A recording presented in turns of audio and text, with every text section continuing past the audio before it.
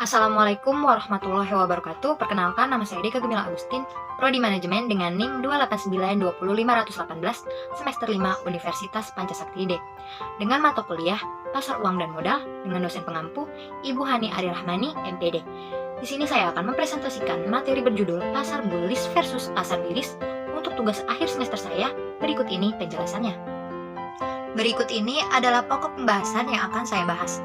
Bab 9 yaitu mengenai penilaian obligasi, bab ke-10 yaitu opsi, right, dan convertible bonds dan efek beragun atau EBA. Yang ke-11 yaitu reksadana atau mutual fund. Yang ke-12 penerbitan sekuritas ekuitas, saham, right, warrant, kewajiban jangka panjang. Yang ke-13 pasar bullish dan bearish. Yang ke-14 struktur pasar modal. Yang ke-15 produk dan mekanisme pasar modal Indonesia. Penilaian obligasi. Penilaian obligasi disebut bond valuation. Bond valuation adalah sebuah proses untuk menentukan harga yang pasti dan sesuatu dari sebuah obligasi. Ada 4 prinsip dari penilaian obligasi. Keempat prinsip tersebut adalah sebagai berikut. Yang pertama, harga obligasi bergerak terbalik terhadap perubahan suku bunga. Yang kedua, semakin panjang jatuh tempo sebuah obligasi, semakin sensitif perubahan suku bunga. Yang ketiga, perubahan harga yang terjadi dan yield to maturity tidak simetris. Yang keempat, semakin rendahnya kupon obligasi, maka harga akan semakin sensitif terhadap perubahan suku bunga. Faktor-faktor yang mempengaruhi kinerja obligasi. Yang pertama, ada perpajakan. Yang kedua, ada marketability. Obligasi yang likuiditasnya tinggi cenderung diperdagangkan dengan harga premi karena harga obligasi lebih tinggi dari nilai nominal tercantum atau nilai PAR. Karakteristik obligasi. Yang pertama ada nilai nominal, yang kedua tingkat bunga, yang ketiga jatuh tempo, yang keempat harga sekarang. Kesimpulan, obligasi memiliki risiko relatif rendah dibandingkan saham, tetapi hal tersebut dapat bergantung kepada stabilitas sistem ekonomi negara. Selain itu, calon investor perlu melakukan seleksi portofolio secara optimal dengan melakukan analisis obligasi. Meskipun demikian, ada beberapa faktor lain yang mempengaruhi return obligasi selain nominasi obligasi, yaitu tingkat bunga dan harga obligasi. Definisi dan macam-macam sekuritas derivatif. Derivatif merupakan kontrak finansial antara dua atau lebih pihak-pihak guna mematuhi janji untuk membeli atau menjual aset atau komoditis yang dijadikan sebagai objek yang diperdagangkan pada waktu dan harga yang merupakan kesepakatan bersama antar pihak penjual dan pihak membeli. Opsi. Opsi adalah kontrak resmi yang memberikan hak tanpa adanya kewajiban untuk membeli atau menjual sebuah aset pada harga tertentu dalam jangka waktu tertentu. Opsi pertama kali secara resmi diperdagangkan melalui Chicago Board Exchange atau CBOE pada tahun 1973. Istilah-istilah penting yang berhubungan dengan opsi adalah sebagai berikut. Yang pertama ada exercising the option, yang kedua ada strike of exercise price, yang ketiga ada expiration date. Right dapat didefinisikan sebagai efek yang memberikan hak kepada pemegang saham lama untuk membeli saham baru yang akan dikeluarkan oleh emiten pada proporsi dan harga tertentu. Hak dalam right sering disebut dengan prime type right, yaitu suatu hak untuk promosi kepemilikan saham bagi pemegang saham lama suatu perusahaan sehubungan dengan pengeluaran saham baru. Convertible bonds. Convertible bonds adalah obligasi yang bisa ditukar menjadi saham, biasanya pada waktu tertentu. Pemilik CB sebenarnya memiliki obligasi dan opsi call terhadap saham perusahaan. Untuk mengeksersiskan opsi tersebut, pemilik CB mampu melepaskan obligasi yang dimilikinya. Efek beragun aset atau EBA, atau dalam bahasa Inggris dikenal dengan istilah asset backed security, adalah efek atau surat berharga yang terdiri sekumpulan aset keuangan berupa tagihan yang timbul dari surat berharga komersial seperti tagihan kartu kredit, pembelian kredit termasuk kredit kepemilikan rumah, kredit mobil, efek bersifat utang yang dijamin pemerintah, dan arus kas. Aset keuangan yang dikumpulkan menjadi satu ini menjadikan aset yang kecil dan tidak berharga menjadi bernilai. Juga adanya diversifikasi terhadap mengurangi tingkat resiko. Ekuitas aset ini membuat aset-aset dapat menjadi sarana investasi dari para investor.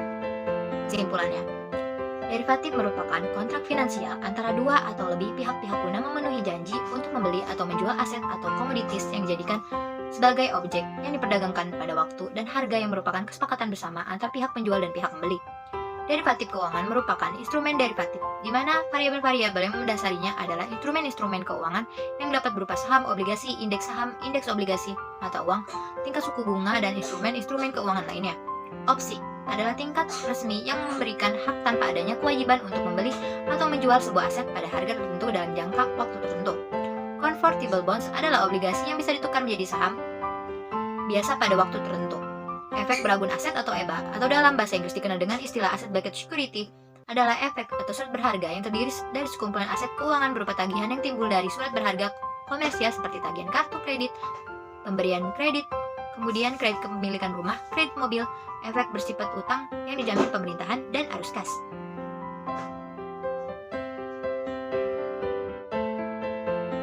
Reksadana.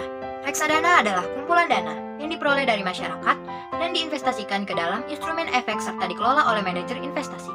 Reksadana Mutual Fund adalah sertifikat yang menjelaskan bahwa pemiliknya menitipkan sejumlah dana kepada perusahaan untuk digunakan sebagai modal berinvestasi baik di pasar modal maupun pasar uang.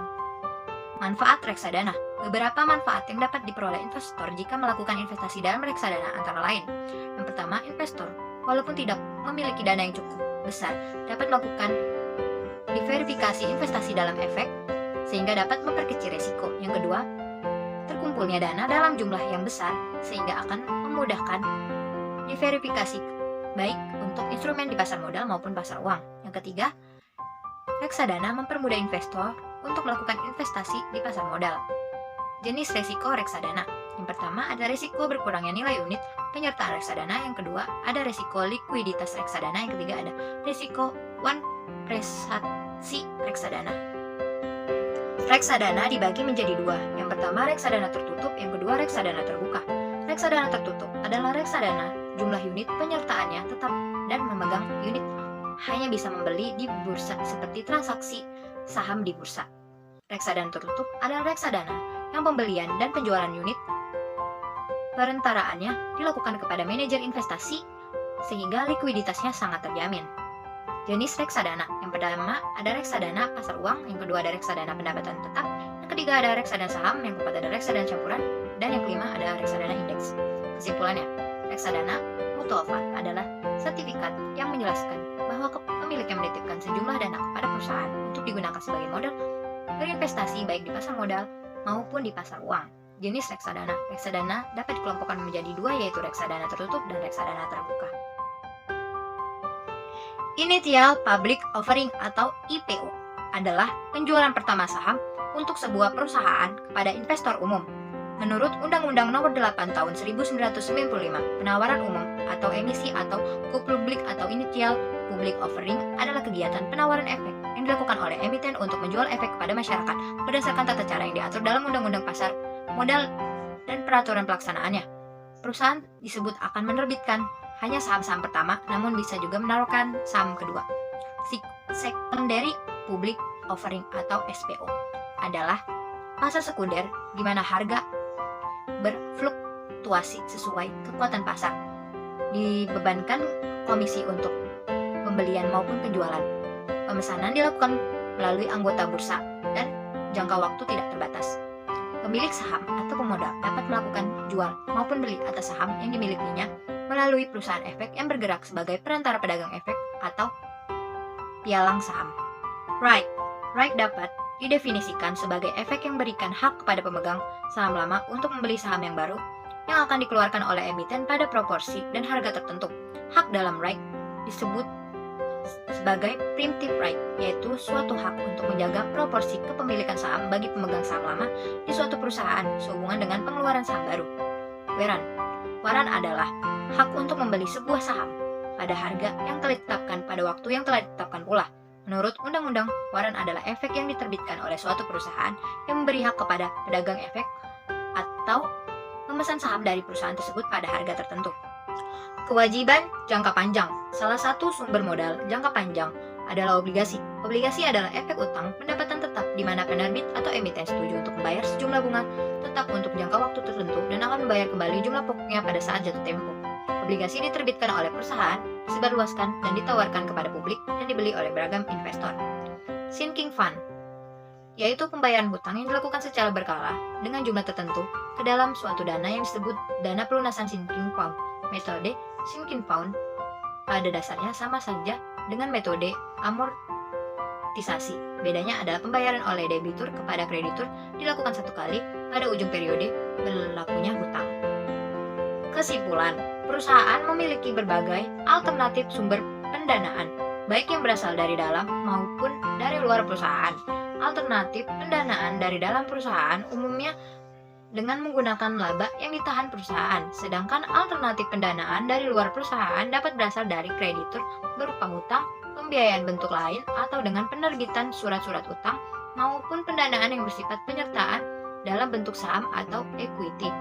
Pendanaan melalui mekanisme penyertaan umumnya dilakukan dengan menjual saham perusahaan kepada masyarakat atau sering dikenal dengan go public. Sebuah perusahaan yang akan go public di mana perusahaan tersebut melakukan initial public offering atau IPO sahamnya melalui perusahaan sekuritas yang menjadi penjamin emisi dan melalui agen-agen penjual yang ditunjuk.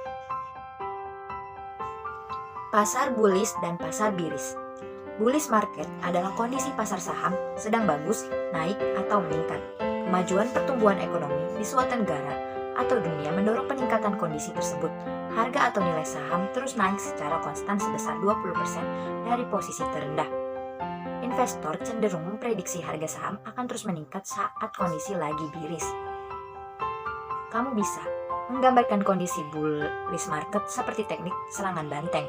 Banteng selalu berlari cepat sambil mengangkat tanduknya ke atas untuk menyeruduk lawan. Ilustrasi ini terlihat dalam grafik harga saham yang meningkat dan didominasi warna hijau. Bearish market. Bearish market menandakan kondisi pasar sedang menurun atau lemah. Pertumbuhan ekonomi makro yang lambat atau mengalami penurunan berdampak besar pada pasar sekunder. Harga saham dan aset lainnya anjlok sebesar 20% atau lebih. Optimisme investor menurun saat melihat kondisi pasar sedang bearish. Mereka memprediksi harga saham akan turun dalam waktu lama. Kamu dapat memahami istilah ini dengan membayangkan teknik serangan beruang. Hewan ini berjalan dan menggerakkan cakarnya ke bawah. Serangan beruang diilustrasikan dalam grafik harga saham yang turun dan berwarna merah. Ciri bullish market: yang pertama, investor menambahkan asetnya. Yang kedua, emiten meningkatkan kinerjanya. Ciri bearish market: yang pertama, investor menjual asetnya. Yang kedua, emiten mengurangi pengeluarannya. Perbedaan pasar bullish dan bearish: yang pertama, aliran modal. Yang kedua, suku bunga. Yang ketiga, kinerja PDB. Yang keempat, kondisi pasar sekunder. Yang kelima, valuasi aset. Yang keenam, sikap investor. Apa yang harus dilakukan saat pasar bullish? Yang pertama, beli dan tahan. Yang kedua, beli saat koreksi. Yang ketiga, gunakan leverage.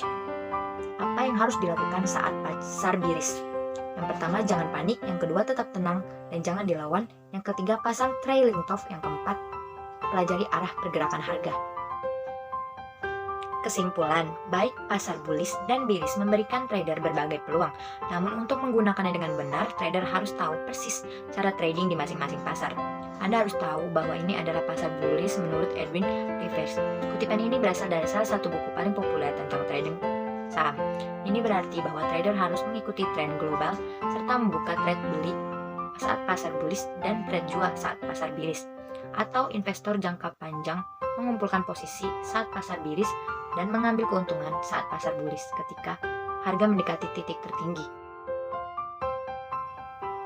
Berikut ini adalah struktur pasar modal di Indonesia. Yang pertama, ada Menteri Keuangan. Yang kedua, ada Bapepam LK bertugas dalam melakukan pembinaan, peraturan, dan pengawasan kegiatan sehari-hari pasar modal. Yang ketiga, ada Bursa Efek Indonesia, merupakan lembaga resmi yang telah memperoleh izin dari Bapepam LK selaku pihak yang berwenang untuk menjalankan perdagangan efek serta menyediakan sarana pendukung dan mengawasi kegiatan anggota Bursa Efek. Yang keempat, lembaga clearing dan penjaminan bertugas untuk menyediakan jasa clearing serta penjaminan penyelesaian transaksi bursa yang teratur, wajar, dan efisien. Yang kelima, ada lembaga penyimpanan dan penyelesaian bertugas untuk menyediakan jasa kustodinal sentral serta penyelesaian transaksi bursa yang teratur, wajar, dan efisien. Yang keenam, ada perusahaan efek, pihak yang melakukan kegiatan usaha sebagai penjamin emisi efek, perantara perdagangan efek, dan atau sebagainya.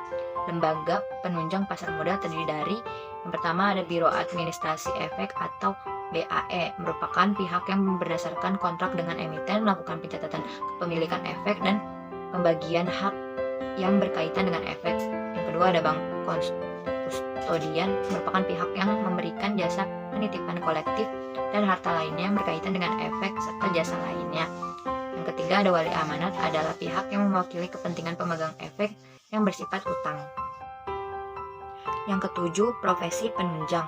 Profesi penunjang pasar modal terdiri dari akuntan. Akuntan publik adalah pihak yang memberikan pendapatan atas kewajaran dalam semua hal yang material, posisi keuangan, hasil usaha, serta haruskah sesuai dengan prinsip akuntan yang berlaku secara umum. Yang kedua ada konsultan hukum. Konsultan hukum bertugas melakukan pemeriksaan secara menyeluruh bagi segi hukum, legal, atau audit. Yang ketiga ada penilai, merupakan pihak yang melakukan penilaian terhadap aktiva tetap perusahaan. Yang keempat ada notaris. Notaris adalah pejabat umum yang berwenang membuat akta anggaran dasar dan akta perubahan anggaran dasar, termasuk pembuatan perjanjian emisi efek, perjanjian antar penjamin emisi efek, dan perjanjian agen penjual. Kedelapan, pemodal. Pemodal atau investor adalah orang, perorangan atau lembaga baik domestik ataupun non-domestik yang melakukan suatu bentuk penanaman modal atau investasi baik dalam jangka pendek atau jangka panjang. Kesimpulan, OJK sebagai lembaga pengawas pasar modal, BIE sebagai lembaga penyelenggara transaksi pasar modal, KPIE sebagai lembaga pencatat transaksi di pasar modal, memastikan pencatatan transaksi yang kita lakukan, KSEI sebagai lembaga penitipan harta, penyelesaian transaksi, dan menjaga saham yang kita miliki, SIPF sebagai lembaga penjamin dana yang hilang kepada investor. Produk dan mekanisme pasar modal. Menurut Marzuki Usman pada tahun 1989, pasar modal adalah pelengkap di sektor keuangan terhadap dua lembaga lainnya, yaitu bank dan lembaga pembiayaan.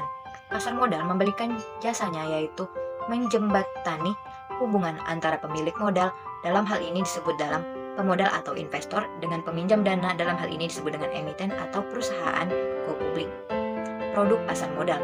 Dalam pasar modal ada beberapa produk atau instrumen investasi yang cukup menguntungkan, yaitu sebagai berikut. Yang pertama adalah saham. Saham adalah sebuah instrumen pasar keuangan yang berupa tanda penyertaan modal seseorang atau badan usaha dalam suatu perusahaan atau perseorangan terbatas. 2. Reksadana. Reksadana adalah sebuah produk investasi yang portofolio efeknya dikelola oleh manajer investasi. Yang ketiga, surat berharga EFT. Biasanya dijual dengan Bursa Efek Indonesia atau BIE yang memiliki kesamaan seperti reksadana karena modal yang kamu berikan akan dikelola oleh yang profesional. Yang keempat, saham derivatif. Saham derivatif juga seperti surat berharga, akan tetapi memiliki mekanisme yang berbeda. Saham ini memiliki dua tuntunan, yaitu waran dan right. Yang kelima, surat obligasi atau utang. Obligasi adalah sebuah instrumen pasar modal yang diterbitkan oleh perusahaan dalam bentuk penerbitan surat utang. Contohnya obligasi adalah sukuk dan surat utang negara. Bagaimana mekanisme perdagangan di pasar modal? Pasar modal dimulai oleh sebuah investor yang ingin menginvestasikan modalnya. Investor tersebut akan menghubungi seseorang agen yang disebut broker. Investor ini kemudian membuka akun yang disebut akun kustodian. Melalui broker inilah investor tadi memutuskan akan membeli aset mana saja ataupun menjual aset yang mana. Pada sore hari seluruh transaksi akan di-clearing oleh instansi yang disebut KPEI. Di Indonesia, proses perdagangan efek di pasar modal dilakukan dengan menggunakan fasilitas JATS, Jakarta Automatic Trading System, sehingga transaksinya menggunakan sistem secara daring. Perdagangan efek ini hanya bisa dilakukan oleh anggota bursa yang sudah menjadi anggota KPEI atau Clearing Penjamin Efek Indonesia. Kesimpulannya, pasar modal memiliki peran penting dalam kegiatan ekonomi di negara penganut ekonomi pasar. Pasar modal menjadi tempat terbaik dalam hal berinvestasi karena dapat saling menguntungkan pihak yang terkait investasi, dapat dalam bentuk saham, mata uang asing atau falas, atau emas. Di sisi lain, harga saham dipengaruhi oleh ekonomi makro yang terdiri dari nilai kurs dan harga emas. Investasi dalam bentuk saham paling banyak diminati di Indonesia karena dengan modal awal yang sedikit mendapatkan prospek return yang besar. Tetapi investasi paling aman adalah bentuk emas, seperti sifatnya yang safe haven dan harganya yang selalu naik sehingga return yang didapat definitif naik. Pada investasi falas, di mana nilai mata uang yang fluktuatif lebih memberi margin yang lebih besar dalam keadaan mata uang mengalami apresiasi. Sekian dan terima kasih. Mohon maaf bila ada salah kata ataupun ucapan yang saya ucapkan. Saya Deka Gemilang Agustin pamit undur diri. Wabillahi taufiq wal hidayah. Assalamualaikum warahmatullahi wabarakatuh.